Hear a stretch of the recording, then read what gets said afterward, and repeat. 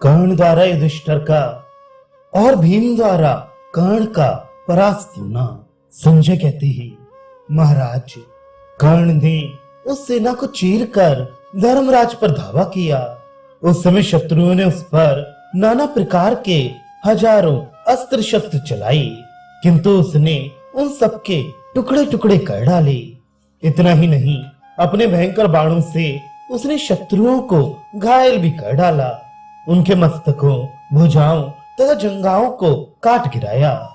कर्ण के बाणों से मारे जाकर बहुत से शत्रु धराशायी हो गए, बहुतों के अंग भंग हो गए, अतः वे युद्ध छोड़कर भाग चले। रणभूमि में शत्रु पक्ष के लाखों योद्धाओं की लाशें मिच गईं।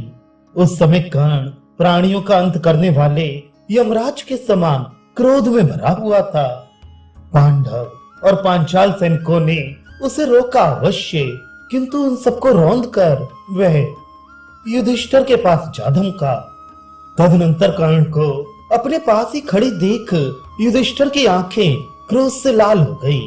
उन्होंने उससे कहा, सूत पुत्र, तू युद्ध में सदा अर्जुन से लाग डांट रखता है और दुर्योधन की हाँ में हाँ मिलाकर हम लोगों को कष्ट पहुंचाया करता है। आज तुझमें जो बल और पराक्रम हो वह सब दिखा, अपना महान पुरुषार्थ प्रकट कर। ये कहकर युधिष्ठिर ने कर्ण को 10 बाणों से बींध डाला। सूत पुत्र कर्ण ने भी हंसते हंसते उन्हें 10 बाणों से घायल करके तुरंत बदला चुकाया।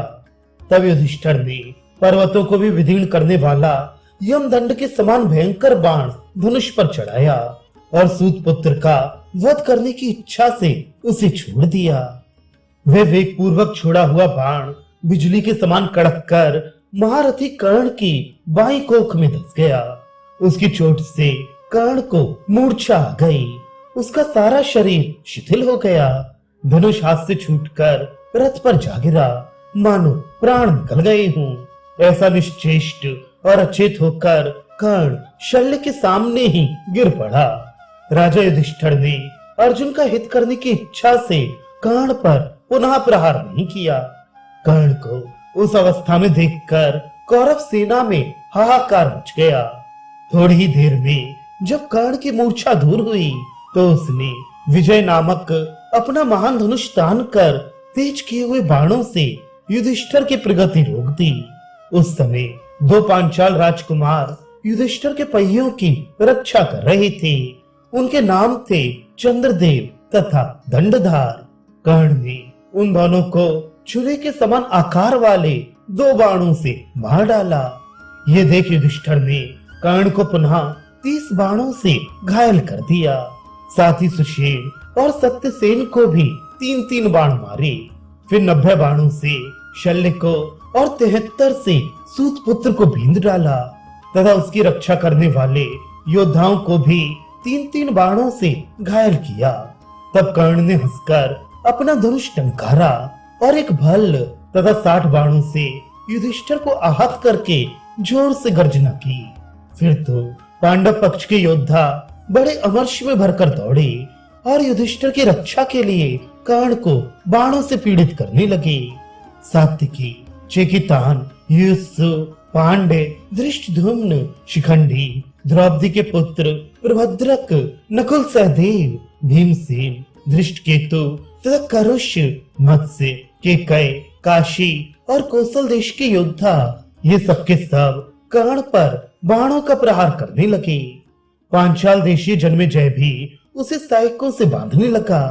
पांडव वीर कर्ण पर सब ओर से वाराह कर्ण, नाराज, नालीक, बाण, वत्सदंत, विपाट तथा छुरप्र आदि नाना प्रकार के अस्त्र शस्त्रों की वर्षा करने लगे। यह देख कर्ण ने ब्रह्मास्त्र प्रकट किया। उसके बाणों से संपूर्ण दिशाएं आच्छादित हो गईं। शराग्नि की लपट में झुलसकर पांडव वीर भस्म होने लगे। तदनंतर कर्ण ने हंसकर युधिष्ठिर का धनुष काट दिया। फिर पलक मारते ही उसने तेज किए हुए 90 बाणों से उनका कवच छिन्न भिन्न कर दिया। कवच कट जाने पर बाणों की मार से वे लहूलुहान हो गए और क्रोध में भरकर उन्होंने कर्ण के रथ पर फौलाद की बनी हुई शक्ति छोड़ी, किंतु कर्ण ने 7 बाण मारकर उसके टुकड़े टुकड़े कर दिए। इसके बाद युधिष्ठिर ने कर्ण की भुजा, ललाट और मस्तक में 4 तोमरों का प्रहार करके हर्षनाद किया। कर्ण के शरीर से खून की धारा बहने लगी। उसने एक भल्ल से युधिष्ठिर की ध्वजा काट डाली और 3 से उन्हें भी आहत किया। फिर तरकस काटकर रथ के भी टुकड़े टुकड़े कर डाले। इस प्रकार पराजित होकर राजा युधिष्ठिर एक दूसरे रथ पर बैठे और रणभूमि से भाग चले। कर्ण ने पीछा करके युधिष्ठिर के कंधे पर हाथ रखा और उन्हें बलपूर्वक पकड़ लेना चाहा। इतने ही में उसे कुंती को दिए हुए वचन का स्मरण हुआ। इधर शल्य भी बोल उठे, कर्ण, महाराज युधिष्ठिर को हाथ न लगाओ, मुझे भय है कि कहीं पकड़ते ही ये तुम्हें मारकर भस्म न कर डाले। ये सुनकर कर्ण हंस पड़ा और पांडुनंदन युधिष्ठिर का उपहास करते हुए कहने लगा, युधिष्ठिर, जिसका उच्च कुल में जन्म हुआ है, जो क्षत्रिय धर्म में स्थित है, वह भयभीत होकर प्राण बचाने के लिए युद्ध छोड़कर भाग कैसे सकता है? मेरा तो ऐसा विश्वास है तुम क्षत्रिय धर्म के पालन में निपुण नहीं हो, क्योंकि सदा ब्राह्मणोचित स्वाध्याय और यज्ञों में ही लगे रहते हो।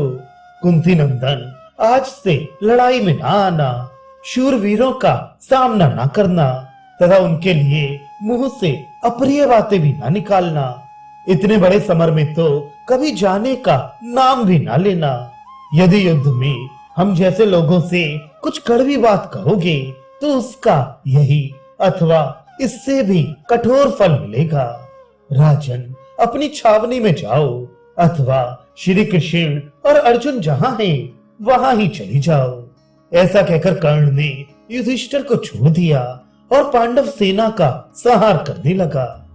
राजा युधिष्ठिर बहुत लज्जित होकर तुरंत वहां से हट गए और श्रुत कीर्ति के रथ पर बैठकर कर्ण का पराक्रम देखने लगे। अपनी सेना को खदेड़ी जाती हुई देख धर्मराज ने योद्धाओं से कुपित होकर कहा, अरे क्यों चुप बैठे हो, मारो इन कौरवों को। राजा की आज्ञा पाते ही भीमसेन आदि पांडव महारथी आपके पुत्रों पर टूट पड़े। उस समय रथ, हाथी और घोड़ों पर सवार हुए योद्धाओं तथा शस्त्रों का भयंकर शब्द होने लगा और उठो, मारो, आगे बढ़ो, दबोच लो, इस प्रकार कहते हुए वे आपस में मारकाट करने लगे। उन आक्रमणकारियों के प्रचंड वेग को सहन करने की अपने में शक्ति ना देखकर आपके पुत्रों की विशाल सेना भागने लगी। यह देख दुर्योधन ने अपने योद्धाओं को सब ओर से रोकने का प्रयास किया, परंतु वह पुकारता ही रह गया। सेना पीछे न लौटी। कर्ण की भी दृष्टि उधर पड़ी।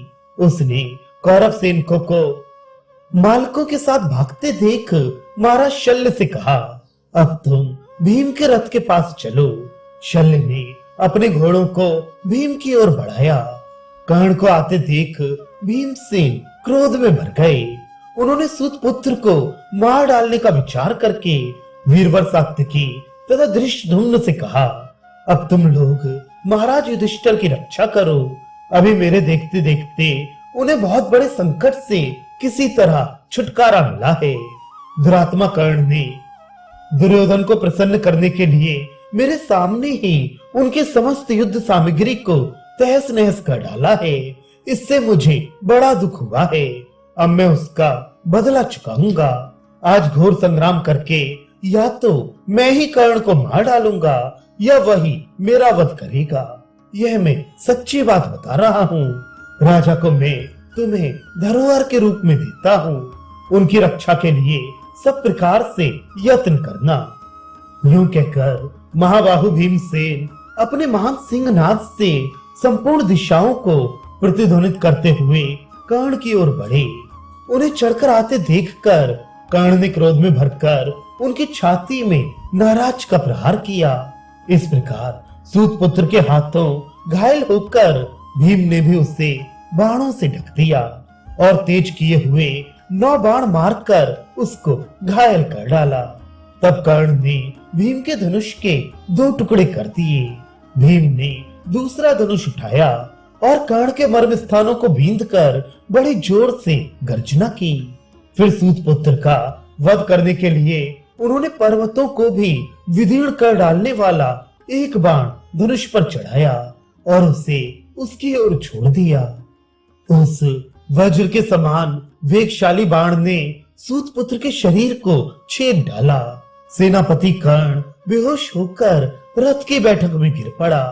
उसे मूर्छित देख मदराज शल्य कर्ण को रणभूमि से दूर हटा ले गए।